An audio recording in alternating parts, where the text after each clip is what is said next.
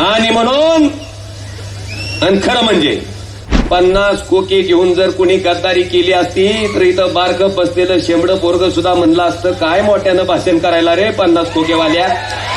मला सारखं हिनवायचे, मुदीमुळं आला मुदीमुळं आला.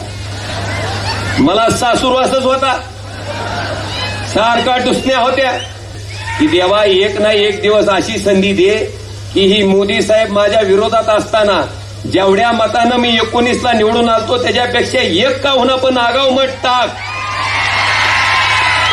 तुम्ही म्हणता ना खाऊंगा ना खाणे दूंगा, मग माझ्या लोकसभेच्या निवडणुकीत एका एका गावात 20-20 लाख रुपये किदरशे दूंगा. गाडी सारखी अशी करते म्हणजे कमळाबाई कमळाबाई कमळाबाई कमळाबाई. यांना लाडकी बहीण आठवली कधी? लोकसभेचं निबार रुमनं ह्यांच्या पाषाणात बसल्यावर यांना बहिणीची आठवण झाली. काही लोक त्या ठिकाणी ह्या मराठा आंदोलकाला म्हणायचे की आमचं सरकार आल्यावर तुम्हाला मराठा आंदोलनाची खात सुटली का नाही? बांधवानो, आहे का नाही लक्षात? एका बाजूला महाराष्ट्रात गद्दारीच्या राजकारणानं पोखरलंय. स्वतःच्या स्वार्थासाठी, स्वतःच्या पदासाठी माणसं त्या ठिकाणी 40-40 वर्षाचे पक्ष मोडून त्या ठिकाणी पळून जात आहेत. कोण खोक्याच्या आमिषाला बघून पळून जाते, कोण ईडी सीबीआयच्या भीतीला बघून पळून जाते. पण तशा प्रतिकूल परिस्थितीत ही राहुलभाई यांनी आपली साथ सोडली नाही साहेब. प्रामाणिकपणे, इमानदारीनं त्या ठिकाणी पवार साहेबांशी प्रामाणिक राहून त्यांच्या पाठीमागं खंबीरपणे उभा राहायचं काम राहुलभाई यांनी केलंय. आणि भैया, ही प्रामाणिकपणा, ही निष्ठा, ही जनता 20 तारखेच्या मतदारातून दाखवून देईल की गद्दार काय असते आणि खुद्दार काय असते. हे येणाऱ्या 23 तारखेच्या निकालातून आपल्याला त्या ठिकाणी दिसून येईल. बांधवानो, आपण बघताय मागच्या 2.5 वर्षापासून महाराष्ट्रातलं राजकारण. आता मला सांगा, खरी शिवसेना कुणाची हो?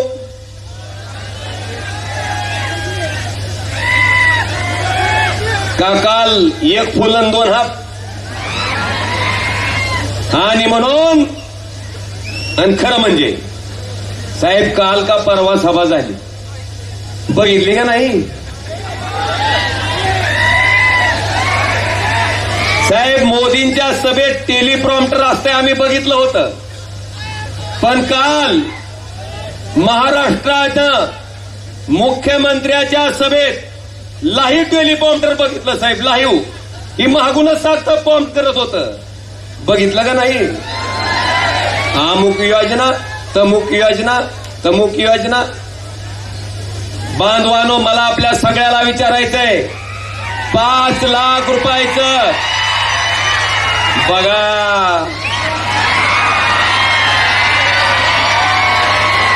16 वर्षाच्या तरुणाला लाजवल असा उत्साह आहे का नाही? मला वाटतंय महाराष्ट्रातलं सुद्धा वय वाढलं असलं की तरुणानं आदर्श घ्यावा असं एक व्यक्तिमत्व माझ्या पाठीमागं इथं बसलंय स्टेजवर. आज बांधवाडो, मला आपल्याला सांगायचंय की अतिशय हीन पातळीचं राजकारण चालू आहे. स्वतःच्या स्वार्थासाठी, स्वतःला ईडीच्या चौकशीतून वाचण्यासाठी, स्वतःच्या 50 खोक्यासाठी लोक त्या ठिकाणी फुटतायत. आज आम्हाला अभिमान आहे साहेब, आम्ही स्वाभिमानानं, अभिमानानं कुठल्याही व्यासपीठावर गेल्यावर, कोणाच्या समोर गेल्यावर सुद्धा आम्ही त्या ठिकाणी भाषण करू शकतो. कारण 50 कोके घेऊन जर कुणी गद्दारी केली असती तर इथं बारकं बसलेलं शेंबडं पोरग सुद्धा म्हणलं असतं, काय मोठ्यानं भाषण करायला रे 50 कोकेवाल्या.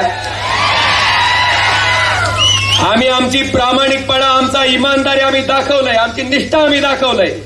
आणि म्हणून आज साहेब, आमच्याकडे पैशाची कमी असेल, नसेल आमच्याकडे सत्ता, पण त्या ठिकाणी नीतिमत्तेचा आणि निष्ठेचा अधिष्ठान इतक्या मोठ्या प्रमाणावर आहे साहेब की ह्या भागातल्या जनतेनं, या भागातल्या समोर बसलेल्या जनतेनं मला सारखं हिनवायचे, मुदीमुळं आला मुदीमुळं आला. मला सासूरवासच होता, सारखा टुसण्या होत्या. मी सोनारीच्या भैरवनाथाच्या चरणी प्रार्थना केली की देवा एक ना एक दिवस अशी संधी दे की ही मोदी साहेब माझ्या विरोधात असताना जेवढ्या मतानं मी 19ला निवडून आलतो त्याच्यापेक्षा एक का होणं पण आगाऊ मत टाक. आणि गंमत अशी साहेब, आताच्या झालेल्या लोकसभेच्या निवडणुकीत अगदी पहाडासारखे उद्धवजी आपण त्या ठिकाणी माझ्या पाठीमागे उभे होतात. अशा वयातही माझ्यासाठी आपण तुळजापूरला त्या ठिकाणी सभा घेतली आणि इथली जनता आता मोदी बी त्यांच्याकडं, एक फुल दोन हात त्यांच्याकडंच. ह्या मतदारसंघामधले 6 पैकी 5 आमदार त्यांच्याकडंच, सत्तेची ताकद त्यांच्याकडंच, पैशाची ताकद त्यांच्याकडंच. आले का नाहीत बांधवानो गावगाव पैसे? 10-10, 20-20 लाख रुपये मतं खरेदी करण्यासाठी पाठवले. मला देशाचे पंतप्रधान नरेंद्र मोदी साहेबांना विचारायचंय की साहेब, तुम्ही म्हणता ना खाऊंगा ना खाणे दूंगा, मग माझ्या लोकसभेच्या निवडणुकीत एका गावात 20-20 लाख रुपये किदरशे दूंगा. कुठून आले? आभाळातून पडले का जमिनीतून आले? हा प्रश्न मला वाटतंय सामान्य माणसानं त्यांना विचारणं गरजेचं आहे. इतकी प्रतिकूल परिस्थिती असताना, संघर्ष असताना सुद्धा इथल्या सामान्य माणसानं आपल्या सगळ्याच्या आशीर्वादानं तळहाताच्या फोडाप्रमाणे या ओमराजेला सांभाळलं. आणि साहेब, या महाराष्ट्रामध्ये जी लोक मला म्हणायची मोदी मुळ आला, त्या नरेंद्र मोदी साहेबापेक्षा दुप्पट मतानं मला देशाच्या लोकसभेत पाठवायचं काम या 72 जनतेनं केलं. महाराष्ट्रात क्रमांक 2चं मताधिक्य मला आहे साहेब. तसं तर 1च नंबरचं आला असतं, पण आपल्या पुढं काय केलं? पहिल्या मशीनवर 2 नंबरला ओमराजे निंबाळकर नाव, आपलं चिन्ह मशाल. दुसऱ्या मशीनवर पण एक मंगरुळचा निंबाळकर आणून उभा केला, त्याचं चिन्ह चिमणी. ती चिमणी मशाल सारखी दिसायची साहेब, आणि त्या चिमणीनं 20,000 मतं माझी खाल्ली. ती 20,000 मतं जर आपल्याकडे आली असती तर साहेब आपल्या सगळ्याच्या आशीर्वादानं महाराष्ट्रात 1 नंबरनं निवडून आलेला खासदार लीडनं ह्या ओमराजेच्या ठिकाणी असला.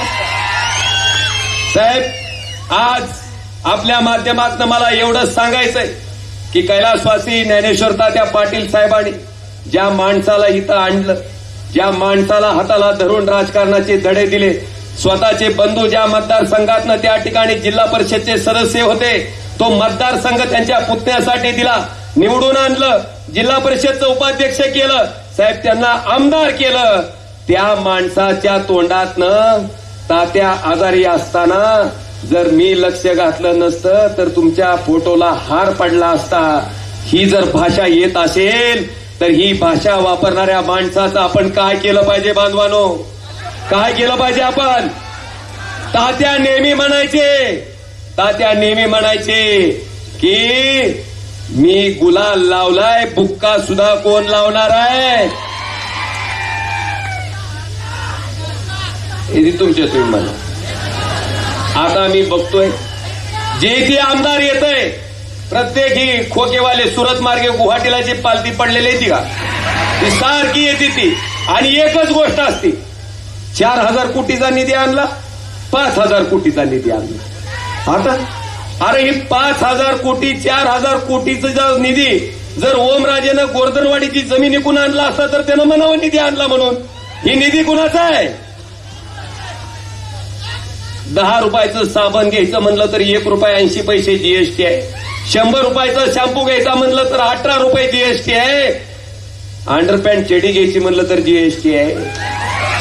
माणूस वर गेल्यावर पोहोचवायच्या सामानावर सुद्धा जीएसटी आहे. तुमच्या कष्टाचे टॅक्सचे पैसे तुम्ही आम्हाला आमदार केलं, तुम्ही आम्हाला खासदार केलं, तुम्ही आमचं सरकार बनवलं, म्हणून अधिकार आले, म्हणून तुमच्यासाठी खर्च केले. तर बांधवानो, ह्याच्यात उपकाराची भाषा पाहिजे का कर्तव्याची? ओमराजेनं कधीही कुठल्या कार्यक्रमाचं उद्घाटन केलं नाही, कारण तुम्ही खासदार केलं म्हणून अधिकार आला. जर नसतं केलं तर कुठून केलं असतं? पण मी बघतोय साहेब 5,000 कोटी साहेब. आता आपण आल्यापासून बघताय, परंडा शहरात फिरताय, सगळ्या तालुक्यात भूम परंडा वाशीमध्ये अशीच परिस्थिती आहे की गाडीत माणूस बसला की गाडीचा ड्रायव्हर मला म्हणायला लागला, काय म्हणायला लागला? गाडी सारखी अशी करते म्हणले, कमळाबाई. अरे म्हणलं अशी का करते रे गाडी ही? नाही दादा म्हणले, ही 5,000 कोटीचा विकास जी गर्दाडात लपलाय ती खालून सारखा झटके द्यायला लागलाय म्हणला. काय विकास, आहार विकास. मला वाटतंय डोळ्यानं दिसतंय, बघितलंय आपण. जी कुठली कामं झाली बांधवानो, नगर पार्टी फाट्याच्या रस्त्याचं काम महाविकास आघाडीचं सरकार असताना त्या ठिकाणी झालंय. इकडचं काम सुद्धा महाविकास आघाडीचं सरकार असताना झालंय. त्याच्यानंतर निस्ता आम्ही कोटीच्या कोटी उड्डाणं, कोटीच्या कोटी घोषणा ऐकतोय. प्रत्यक्षात जमिनीवर मात्र एक पैशाचाही विकास त्या ठिकाणी झालेला त्यात दिसत नाही. बांधवानो, मला आवर्जून या ठिकाणी सांगायचंय की पवार साहेब देशाचे कृषी मंत्री असताना 72,000 कोटी रुपयामध्ये देशातल्या सगळ्या शेतकऱ्याचं कर्ज माफ केलं होतं. 72,000 कोटीमध्ये. पण तुम्ही जी म्हणताव का नाही, बाई और बहिणो,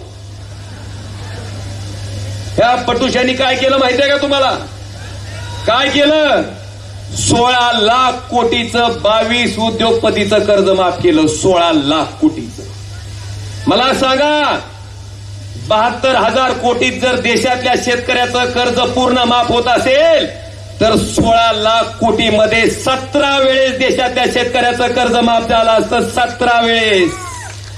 एकदाही केलं नाही, एकदाही केलं नाही. ह्या पद्धतीनं कार्यपद्धती असणारी ही सगळी माणसं आहेत. आता यांचा ठाव ठिकाणा वेळीच ओळखा आणि ह्या गद्दारीला गाडण्यासाठी आता तुमच्या सगळ्याची इमानदारी फार महत्वाची आहे. राहणार का नाही? कडप असतोर. आता बघतोय साहेब, 2 महिन्यापासनं दुसरी कुठली योजनाच नाही. कुठली? लाडकी बहीण. का आठवली हो लाडकी बहीण? लाडक्या बहिणीला एकनाथ शिंदे साहेब तुम्ही ज्या दिवशी मुख्यमंत्री झालात त्या दिवशी जर बसल्या 1,500 रुपये लाडक्या बहिणीला द्यायला चालू केले असते, जसं उद्धव ठाकरे साहेब मुख्यमंत्री म्हणून महाविकास आघाडीच्या सरकारमध्ये बसल्याच्या नंतर त्या मीटिंगमध्ये मुख्यमंत्री झाल्या आपल्या महाराष्ट्रातल्या शेतकऱ्याचं 2 लाख रुपयाचं कर्ज त्यांनी उद्धव साहेबांनी माफ केलं होतं. बांधवानो, साहेबांनी मेळावा घेतला नाही, साहेबांनी जाहिरात केली नाही, माफ करून टाकलं. कुठली निवडणूक येते का याची वाट बघितली नाही. पण ह्या माणसाने लाडकी बहीण कधी आठवली? यांना लाडकी बहीण आठवली कधी? लोकसभेचं निबार रुमणं ह्यांच्या पाषाणात बसल्यावर यांना बहिणीची आठवण झाली. तवर बहीण आठवली नव्हती. तुम्ही जर मुख्यमंत्री झाल्या बहिणीला पैसे द्यायला चालू केले असते तर निश्चित आम्ही सुद्धा तुमचा इथं जाहीर व्यासपीठावर सत्कार केला असता. पण तुम्ही केवळ स्वतःची खुर्ची वाचवण्यासाठी हे सगळा खटाटोप चाललाय. म्हणून ही लाडकी बहीण योजना नव्हे तर लाडकी खुर्ची योजना आहे. बांधवानो, हे सुद्धा आता सामान्य माणसानं लक्षात घेणं गरजेचं आहे. आणि फोन येतात का नाही? तो लाडक्या बहिणीचे पैसे मिळाले का म्हणून येतात का नाही? आता मला सांगा साहेब, या लाडक्या बहिणीच्या मला वाटते काय म्हणायचं, त्या पिपाणीत पुंगी टाकायचं, पुंगीत पाणी टाकायचं काम आपण केलंय. कसं आपण जी पंचसूत्री जाहीर केली ही आता सांगायले होते 1,500चे आमचं सरकार आल्यावर आम्ही 2100 करू म्हणून सांगायलेत का नाही? पण बांधवानो, महाविकास आघाडीचं सरकार आल्याच्या नंतर त्या पंचसूत्रीप्रमाणे या लाडक्या बहिणीला जे मानधन दिलं जातंय ते महिना 3,000 रुपये त्या ठिकाणी दिलं जाणार आहे. हे सुद्धा त्या ठिकाणी लक्षात घ्या. आता ही जी 1,500ची पिपाणी कुठं वाजवी थेटायची म्हणावं, ही लक्षात घ्या बांधवानो. दुसरं सगळ्यात महत्वाचं, महाविकास आघाडीचं सरकार आल्याच्या नंतर शेतकऱ्यांचं कर्ज 3 लाख रुपयापर्यंत माफ करायचा निर्णय त्या पंचसूत्रीमध्ये त्या ठिकाणी घेतला गेला. बांधवानो, जे शेतकरी रेग्युलर कर्ज भरतील त्यांच्यासाठी 50,000 रुपये सानुग्रह अनुदान. आणि सगळ्यात महत्वाचं, 5 लाख रुपयाचं तुम्ही ते आरोग्य कार्ड घेऊन गेल्यावर डॉक्टर तुम्हाला सांगते पहिल्यांदा हा आजार बसत नाही, ह्या गोळ्या बसत नाही, हे ऑपरेशन बसत नाही. मग ही कार्ड घेऊन कुठे हिंडायचे बोलणं? ही अवस्था आहे त्या कार्डची.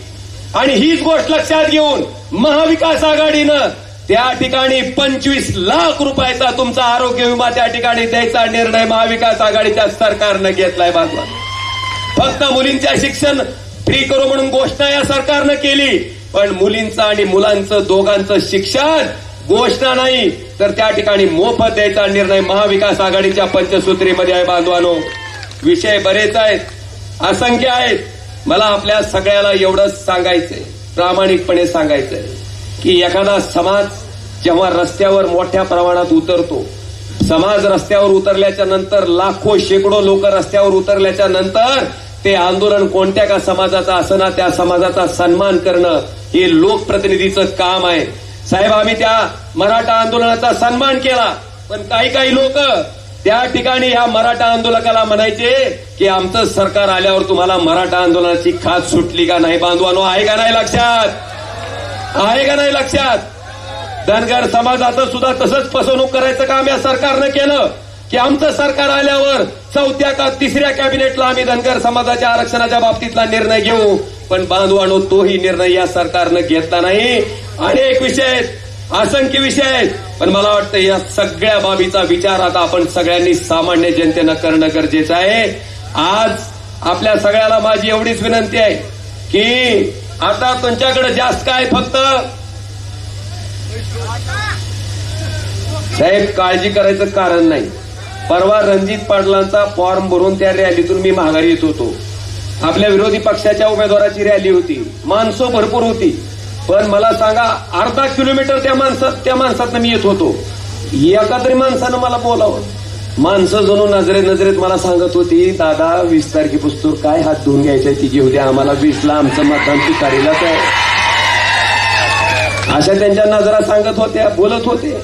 आणि आपण बघितलंय लोकसभेला सुद्धा कोट्यावधी रुपयाचा पाऊस पडून अक्षरशः पैशाची अतिवृष्टी होती. आता पैशाची ढगफुटी होईल, पण ढगफुटी झाल्याच्या नंतर सुद्धा बांधवानो, बेमानीनं कमवलेल्या पैशाला बेमानी करणं जगातली सगळ्यात मोठी इमानदारी असते, हे मात्र पक्क लक्षात ठेवा. साहेब, खरंच या तालुक्याचे मानावे तेवढे आभार कमी आहेत, मानावे तेवढे ऋण कमी आहेत. या तालुक्यानं माझ्या लोकसभेमध्ये बोमपरांडा वाशी विधानसभा मतदारसंघानं 81,000 मताची लीड या ओमराजेच्या पाठीमागे दिली. बांधवानो, त्यावेळेस मी उभा होतो. आज माझी सगळ्या शिवसैनिकांना कळकळीची विनंती आहे, राहुल भैयांनी स्वतः उमेदवार आहे समजून, रणजितनं ज्ञानेश्वर तात्यांनी स्वतः उमेदवार आहे समजून त्या ठिकाणी ह्या ओमराजेला 81,000 मताचं मताधिक्य देण्यासाठी दिवस रात्र मेहनत घेऊन परिश्रम घेतले होते. आता वेळ आपली आहे बांधवानो, ही गद्दारी काढण्यासाठी, ही गद्दारीची कीड काढण्यासाठी उद्याच्या येणाऱ्या 19 तारखेला आपल्याला सगळ्याला मतदान करायचंय. ती मी तपाशीत असतो सारखं, मला माहिती आहे 20 आहे ती. म्हणलं पण भाषण आपलं पार जोशात यायला लागले, खरंच ऐकायली ती का नाही ते बघावं लागते तपासून. माईकची बी टेस्टिंग होऊन जाते कडप असतोच्या. मी 19 म्हणल्या खाट दिशी उत्तर आलं तुमचं काय आहे, म्हणजे तारीख पक्की लक्षात आहे तुमच्या. म्हणून बांधवानो, येणाऱ्या 20 तारखेला हिथं बी गोळ घातलाय बरं का जरा. एक मशीन आहे, त्या मशीनच्या 4थ्या नंबरला त्या ठिकाणी राहुल भैया मोठे यांचं नाव आहे, बरोबर आहे. त्या मशीनच्या पुढं भैयांचं चिन्ह कुठलं आहे? हा हा हा अरे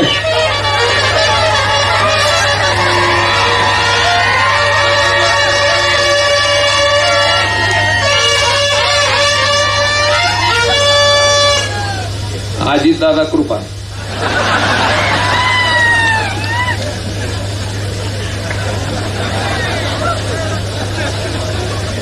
आपलं चिन्ह आहे तुतारी वाजवणारा माणूस. कितव्या नंबरला आहे? कितव्या नंबरला आहे? आणि ती जसा रडीचा डाव खेळते तसा आता सुद्धा रडीचा डाव खेळायलेत. 2 नंबरच्या मशीनवर 2 नंबरला सुद्धा राहुल भैया सारखंच नाव असणारं एक नाव आणलंय त्यांनी. पण बांधवानो, मतदान करत असताना जी मशीन फुल भरलेली आहे, फुल भरलेली मशीन जी आहे त्या मशीनवर 1 नंबरच्या मशीनवर व्यवस्थित जायचं. कुत्रं मागं लागल्यासारखं मतदान करायला जायचं नाही, शांततेत जायचं. नाहीतर लय उलास असतं. इथली लय उलाशी होती बघा ह्या कोपऱ्यात, आता जरा थंड बसली ती लय उलास. ती उलास करून त्या चिमणीला 20,000 मतं पडली होती. म्हणून ध्यान करून जायचं व्यवस्थित. 4 नंबर पूर्ण भरलेली मशीन बघायचं, 4 नंबरचं नाव वाचायचं. राहुल मारुद्र बाप्पा मोठे असं नाव आहे. त्या नावाला लिहिता वाचता येत नसेल तर ही चिन्ह आहे तुतारी वाजवणारा माणूस. ही नीट बघायचं आणि बघून पुन्हा बघून त्या 4 नंबरचा मोरचं बटन दाबायचं. त्याच ठिकाणी आपण समजून जायचं की गद्दारी काढायला आपल्या एका मताचा हातभार लागलेला आहे. बरेच विषय आहेत, पण साहेबांचं सुद्धा मार्गदर्शन आपल्या सगळ्यांना ऐकायचंय.